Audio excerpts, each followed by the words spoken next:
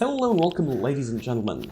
Juggernaut, and today I have another Anomaly video for you. I've been meaning to record some of my other stuff that I have on the channel, but this game has hooked its teeth into me and I'm loving it so much that I decided to help the new people out that have recently started to play Anomaly or are thinking about playing it to tweak their experience to make it just right for them and, well, by proxy for you, I suppose, the dear viewer. So, how do we do that? Well, I find myself in the city of Limansk right now, and it's a rather peaceful city now that Monolith have been removed from it, mostly, so I think we won't get distracted too much, but in order to begin tweaking our experience in terms of difficulty, in terms of realism, immersion, all of those things, we need to pause the game right now and go into the settings menu. Oh yes.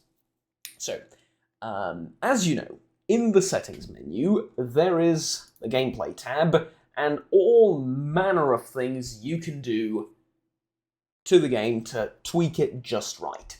Now, I'm going to explain a couple of things here for you. I'm going to leave most of the progression and the gameplay for you, because you can pretty much figure out what this means, right? Max carry weight, you don't need me to explain what that is. However, there are a few things I would like to draw your attention to.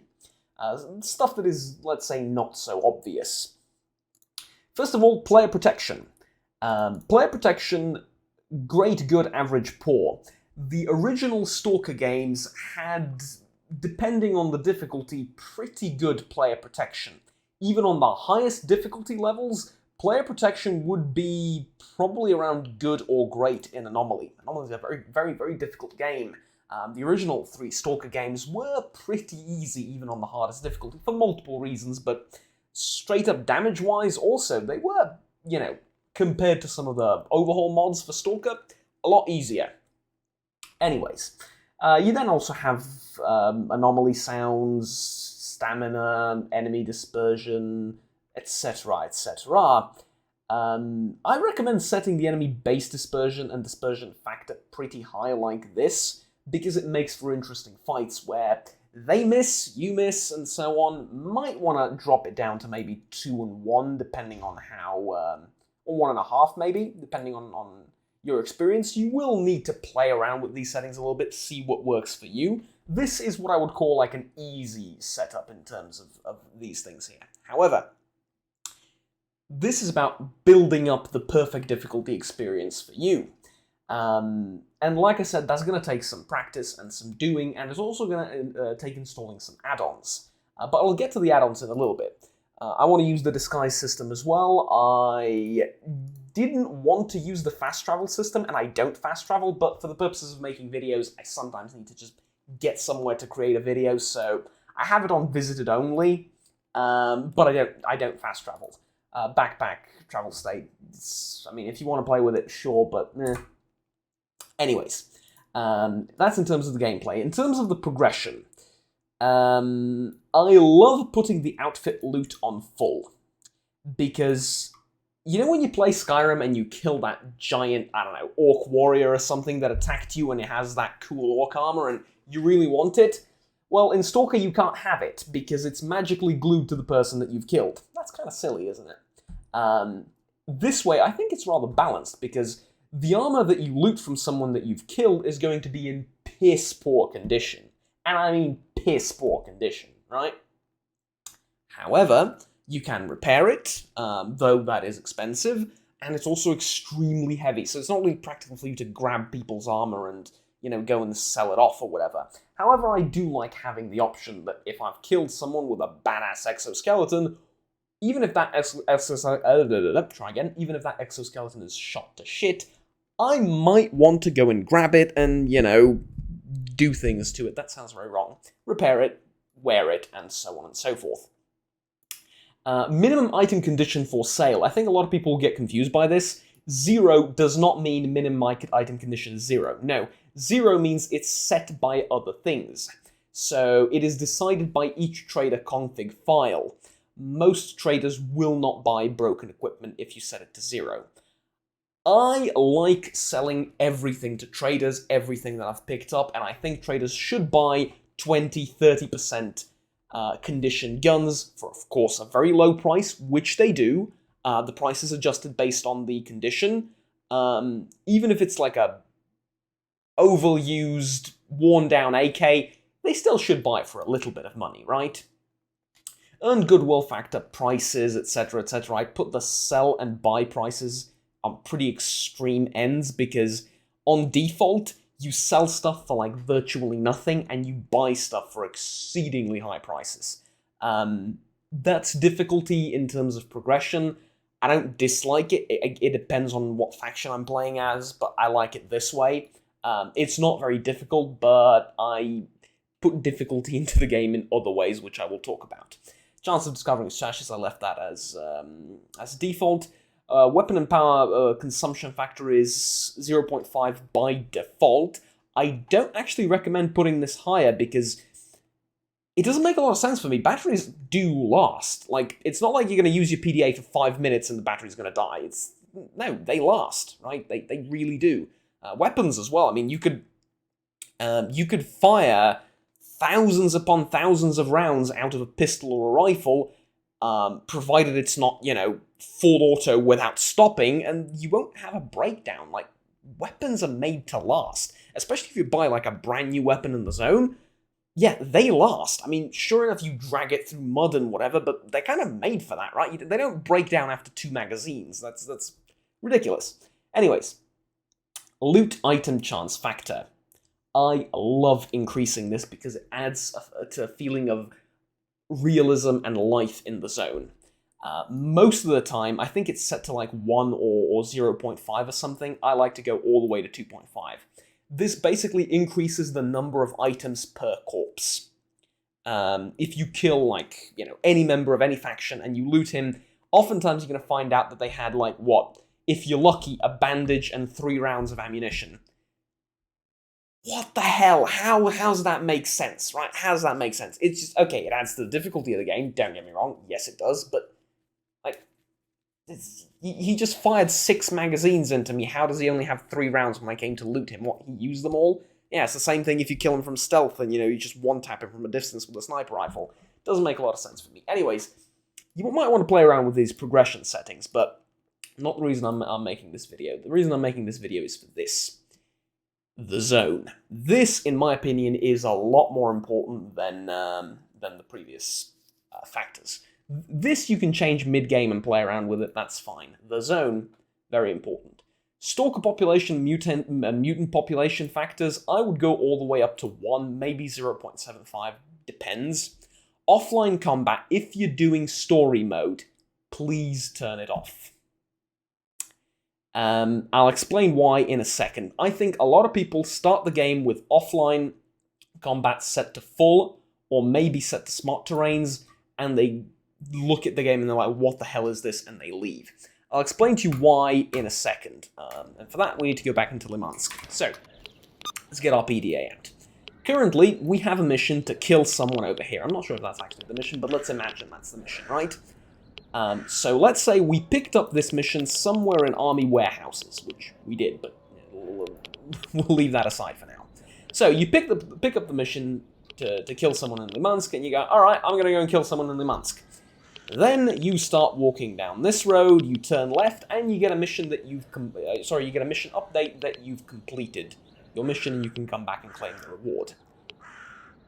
And you think to yourself, okay, I'm good, but I'm not that good, what the hell is going on? Well, with offline combat set to full, the game simulates a lot of the combat, a lot of the interactions on all of the maps. And it does a great job of doing that. The problem is, it does a too good of a job at it. So what happened to this group of Monolith, Duty, Freedom, whatever it is here? They engaged some mutants, or they engaged another faction, and your target died. Matter of fact, I would put it to you 9 times out of 10, if you get a mission to kill someone, or better yet, if you get a mission to talk to someone that's out in the open, that person will die before you get there. Even if you just beeline straight for that person, if you're not on the same map and you have to travel 1 or 2 regions over, that person is dead. People die very quickly with A-Life. Now, A-Life is phenomenal if you don't care about that. if you're not going to take missions like that, and instead you're going to take missions like, for example, if you're playing Warfare, phenomenal. I wouldn't recommend playing it without a life. If you're going to do, what was that, Azazel mode, where when you die you jump to a new character, and you don't really care about missions, turn it on, by all means. Offline combat, though, not great. Not great. So here's the thing. This simulates conflicts in the far-off regions of the zone. This doesn't mean that when I go to Limansk, people won't fight in the distance. They will. That's not far-off regions in the zone, that's loaded in. Also, this feature reduces the overall population of stalkers and mutants, which it doesn't tell you because, the stalkers are killing the mutants as much as the mutants are killing the stalkers. This means that the population factor, if you set it to 0.75, it might go down to 0.25 in certain areas as well. This makes the zone a heck of a lot more empty. So, yeah. This feature works with all modes, including Warfare, but it shouldn't. At least, for me. Maybe you want something like that. Maybe you're like, good, if the person that I'm trying to kill dies, well, excellent. My job's done. Well, yes, but you get the reward for it, and you haven't even seen the person, and you have no proof that he's dead, and yet you can go back and claim the reward for it. Matter of fact, you can go to, the Freedom Base, pick up 7 or 8 assassination missions, sleep, wake up, and just reap the rewards, because they're all dead within 7 or 8 hours. Yeah. Not great. Dynamic faction relations, interesting. Dynamic anomalies are a must for me because they keep moving. However, the developers of Anomaly are geniuses, so the anomalies don't move where they're not supposed to. What do I mean by that? Well, there's certain places in the game where there's anomalies scripted. So, for example, the fire tunnel in Wild Territory, that's just north of Rostock. They're never going to move. They're always going to be there. However, random anomalies in random places might move a little bit with side missions and stuff like that, and blowouts. Terrific, really terrific. Warfare is awesome. You can set up all sorts of things. You can buff factions. If you want to play Warfare, I recommend looking into this. It's great. Azazel mode, you can tweak a lot of the things here. Very good. Other settings, less so important. But there is one more thing that I would really like to draw your attention to. This. See, a certain number of people, I have it on good authority, love to play the game like this. I play it mostly like this, but I will occasionally turn on my minimap, and I will occasionally turn on my UI, for a couple of reasons. Mostly, you can't tell, you can't tell your stamina and your health like this. If you press tab, you can tell your health, but yeah. Biggest reason of all, you can't tell if you're hungry or thirsty when you're doing this. So, usually in combat, I'll turn off the UI, and when I'm just looking for where I'm supposed to go, I'll turn on the minimap, I'll turn on the symbols for radiation and stuff, so I know what's happening, and then I'll, let's say, I don't know, do whatever I need to do, and if I know there's going to be combat around, or I'm heading into an unknown area, I'll do this. People love to play the game like this. If you don't like playing the game like this, you're entirely in the majority, I would say, because, yeah, I don't know many people that do this. It's awesome. It does require a lot of experience, well, a lot. It requires a decent amount of experience in the game to do this, because you need to sort of know what's going on in order to be able to do this. In terms of the looting, in terms of the combat, in terms of, you're bleeding, you need to know what hotkeys to hit to use bandages, and if you can't be doing this mid-combat and fiddling around with your settings. It takes experience, but it's so immersive. I mean, look at this. Look at this. Plus, it's not that punishing, because if you want to check your ammo, you can do it like this. You might want to try it. All I'm saying is, don't diss it until you've tried it. But anyways, whether you want to play the game like that or not, and I want to draw to your attention probably the most important aspect of the video, and that is the millions of add-ons available for this mod. So let's get into some of those. So generally what I recommend for people is to go on ModDB, the add-ons section for Anomaly, and download the entire first page, more or less. Obviously on the first page I think a couple of things are going to be out of date now, but generally, not literally speaking, but generally speaking, you want the first page of Anomaly downloaded. Why? All the best add-ons are there. You have BAS, which is Boomsticks and Sharpsticks. A phenomenal mod which adds a bunch of new weapons to the game and a bunch of new animations for the weapons. This weapon is part of that mod. It also adds different add-ons, gives you two versions of the weapons, a normal one and a tactical one, gives you kits to change normal weapons to tactical versions of themselves, or tactical versions of themselves. Truly, truly a phenomenal thing. Also, is this a BAS? Yes, this is a BAS, and this is a non-BAS weapon. Let's check them out. Yeah, you also have this. Is it an add-on? Absolutely. Can you have two scopes on? Absolutely. It's brilliant. It is brilliant. You can do that. Plus, the animations are so much better with this mod. Look at that. These are the ammunitions... Oh, the ammunitions. Sorry. These are the animations for the SVDS. Let's switch to a vanilla gun.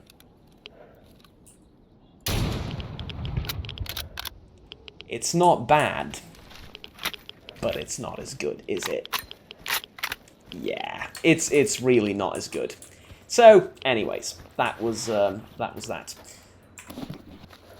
That aside, though, oh, by the way, cool trick, you can put a pistol in your knife slot, in case you didn't know. So you can have 3 weapons equipped. Completely unnecessary bit of information, but there you go, now you know. However, these are some of the add-ons that I recommend just in general for improving the game. Not the difficulty, just in general improving the game. Something else I would recommend, some type of visual enhancements like the HD models, Aggressor Reshade. I recommend Aggressor over Prosperity and some of the other ones because I prefer this one. But anyways, you can change them. You can pick them out however you like. Definitely recommend one type of reshade or another, and some of the less-known difficulty mods.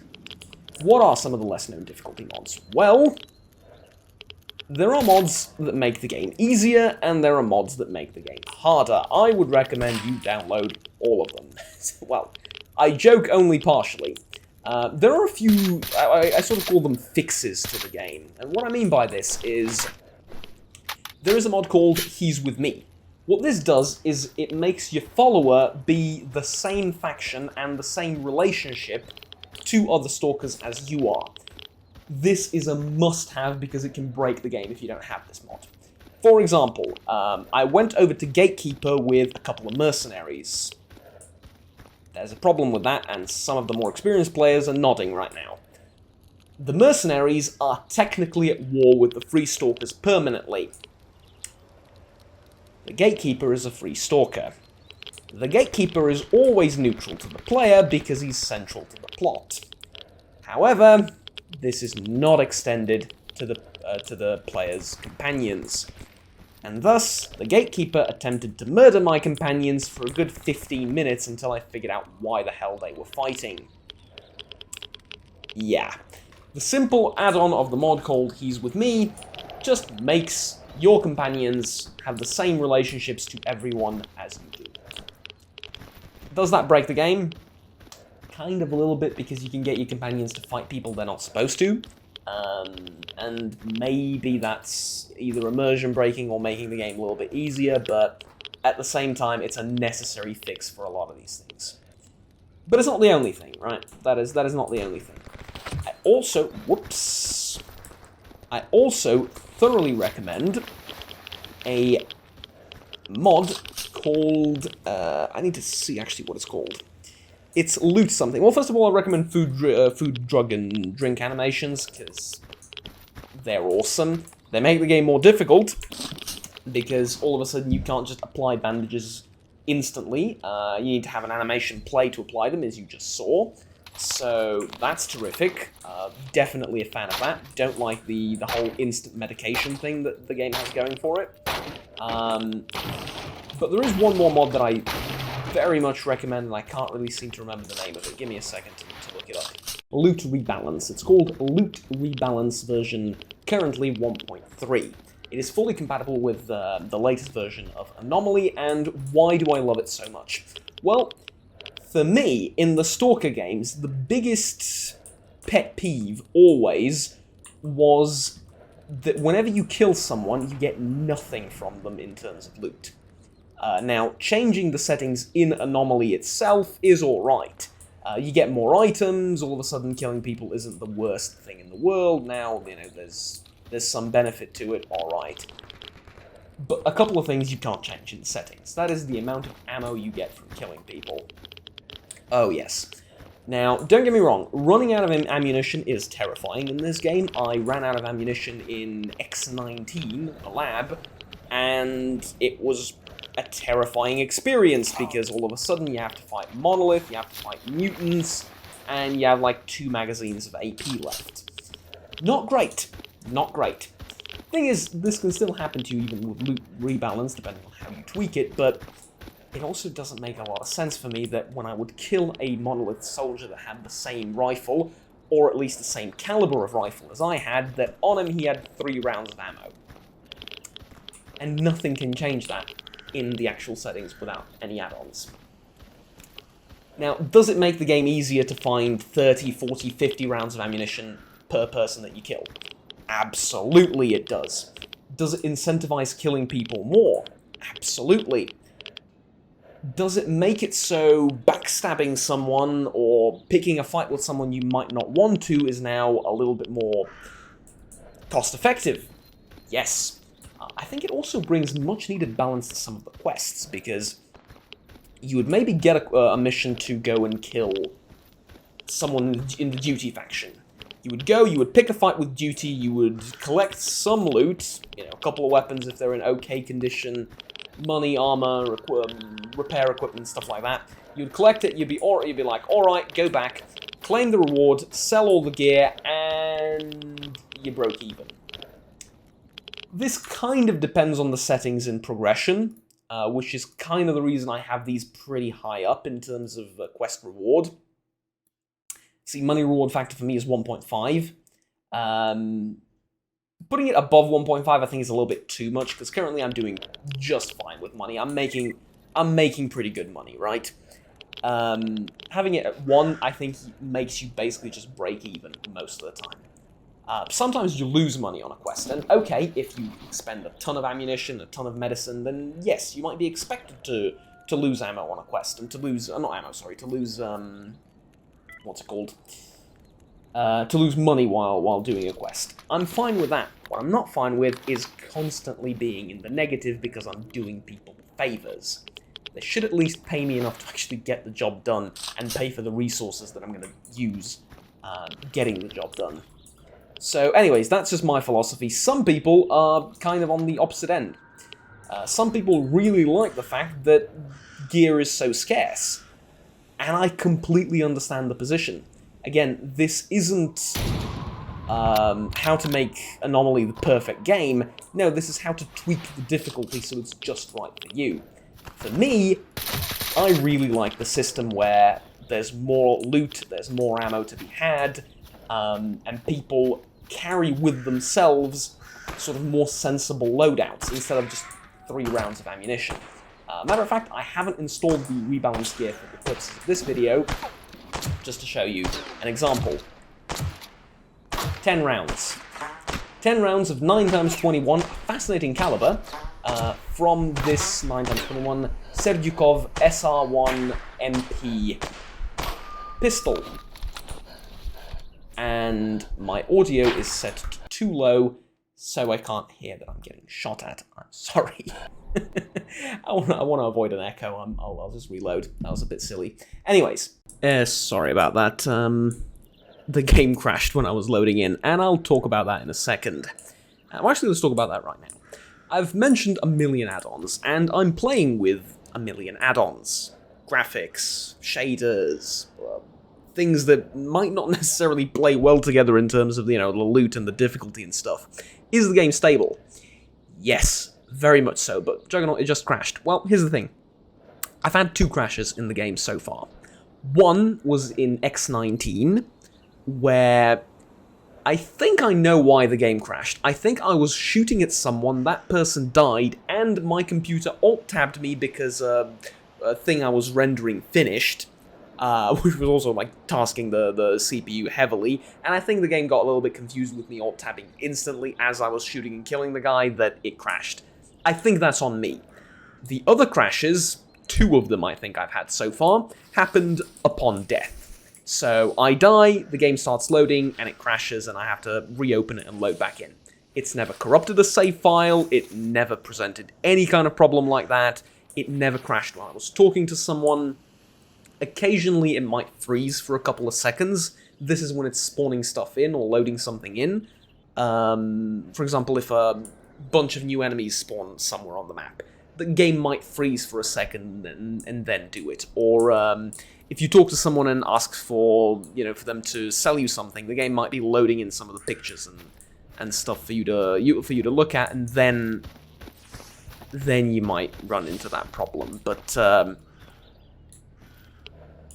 other than those 2 situations, other than like the freeze for a second or 2 and the couple of crashes that I've had over the course of many hours of playing this mercenary character, the game is perfectly stable, especially if you consider just how much we're torturing it.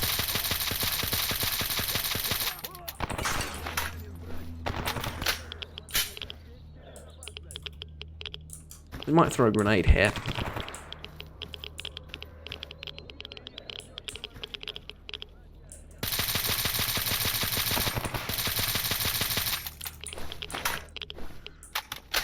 This is why I hate fighting Monolith.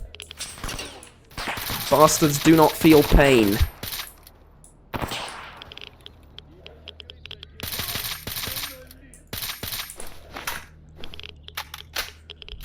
Alright, there we go. So, I talked to you about the bajillion add-ons that I use. I've talked to you about quite a few things. Now, ultimately, is there anything else? Well, there is the problem of the actual difficulty. Like I said, a lot of the things that I've mentioned change the difficulty and make the game... Well, I think a lot of the mods and add-ons that I've recommended make the game a little bit easier. A little bit easier here, a little bit easier there. You end up with a fairly easy game. Now, I will say, even with great player protection, which is what I'm currently playing with, and I have decent armor, by the way, but even... Sodding hell. See, this is the problem without playing any audio. I really should take some... never mind. Should take some headphones and actually enable audio while I'm doing this, but never mind. It makes the game easier, so you're going to need to test things out yourself. You're going to need to tweak them out. For example, maybe now with the... Actually, I need to kill someone to prove this point. Let me try and do that with some foreknowledge of where they are. Like so. No, that didn't. They were a heck of a lot closer than I thought. But there you go. See, even with great player protection and all the little bonuses in combat, better, more money, better gear, you still die fairly quickly like that. I actually did that on purpose to display it. Of course you did, Juggernaut. You said you were just going to kill them with a grenade. Look. The ways of content creators are a mystery, as always. You die pretty quickly. This is a heck of a lot more brutal than the original 3 Stalker games. Even with that. But if you find this a bit too easy, if you think, I have all these things to assist me, then, well, this is too easy. Well, you either turn down the progression, or if you're not a fan of just grinding things, for long periods of time, you want maybe more money and more goodwill from factions, you turn down the player protection, you turn down the enemy dispersion rate, make them a little bit more accurate, which actually I think multiply for enemy weapons dispersion, high value will increase enemy weapon recoil at a distance. Let's put this down to 2.5. And enemy dispersion base, let's put this down to like 1.7. Let's reduce that a little bit, shall we? And then let's put player protection to good instead of great. Make the game a little bit more difficult. You also have this, which I thoroughly recommend. A mod configurator, so you can tweak some of the mod settings that there are. And also stashes on map, which is the final mod recommendation I have for you to make the game or to tweak the game just the way you like it. Why am I recommending you this? Couple of reasons. So, originally when I played Stalker Anomaly, the it wasn't the 1.5 version, I think it was like 1.4 maybe the one prior to that. It was quite a while ago. I went through the entire storyline as a loner, from start to finish, through the main campaign, without ever finding a set of basic tools. Now, you might not know this, but basic tools is what you need in order to start upgrading your gear. You either give them to a mechanic, in which case, he'll install upgrades for you if you pay him. You don't need anything else. You don't need to actually find the upgrades in the world and install them. Or you can use the basic tools yourself and install the upgrades that you find in the world on your weapons. You can either do it manually or you can pay someone to do it for you. Either way, you need basic tools to do either of those two options. I couldn't find basic tools no matter how many stashes I looted through the entire game. Stashes on the map helps so much because I found basic, advanced, and expert tools so far. Matter of fact, I found 2 sets of expert tools. Now, for playing the game for 40-50 hours, finding those 4 I think is very reasonable. Stashes on the map, only filled stashes on the map, helps a lot because it reduces the amount of time you're going to waste looking around for stuff. The miscellaneous items in boxes, in crates, items just laying around like bandages, ammunition, stuff like that around the map. You also will have incentive to go and find and pick up. You will have incentive to explore different areas, but you will now know what stashes are full and what aren't, and you can toggle it on or off. So if you really desperately want to search an area and don't want to really waste, 30 minutes looking through every nook and cranny, trying to remember where the stashes are from the previous 3 games, or, just trying to find them, hit the H key, it'll show up on the map. There you go. Does it make the game easier? Yes, but like I said, use this slider, right? Balance things. If you don't want to use the stashes on the map, by all means don't. But it's going to take a little bit of trying, but I think it's important to know what affects what. I think it's important to know what to expect, and I think it's important to know what your options are, and this is sort of the idea with the video. You now know what your options are. This is generally what I wanted. To tell you all the different add-ons that you can use to tweak the experience in terms of progression and difficulty, so that you can make the decision yourselves, what do you want? And there we have it. I'm now gonna turn on the audio and actually play the game properly. And that's about it. Thank you very much for watching. I hope you found this useful. If you have any questions about any of the add-ons that I'm using, or about anything really modding related to Anomaly, feel free to ask me. This is a terrific game, but it does require some work on your part to make it really the best it can be for you. The best it can be for me is no fast traveling, no UI, but not so difficult enemies, and a hefty increase in the amount of gear that you can find in the world. And also increase in the amount of prices and the amount of rewards you get for doing jobs for people. This is ideal for me, along with a few of those add-ons that I mentioned, like He's With Me, like obviously all of the graphical and reworks and all the other things that I've mentioned, but those I would recommend for anyone trying to play the game, regardless of their personal preferences. Anyways, that's it. Thank you very much for watching the video. Please like, subscribe down below if you enjoyed, and want to stay tuned with the rest of the content that I produce on the channel. I apologize once again to my subscribers for not recording Mass Effect or the other series, Warhammer. Today, I've been meaning to, but I've just been addicted to Anomaly ever since I wanted to play it for a little bit, just to get a feel for, how the game's changed. And a little bit turned into a little bit more, which turned into a little bit more, which turned into like 20 or so, 30 maybe odd hours of me playing as a single character, and then, well, I believe the saying is, the rest is history. Anyways, thank you very much for watching. I'll see you all next time. Have fun. Take care. Bye-bye.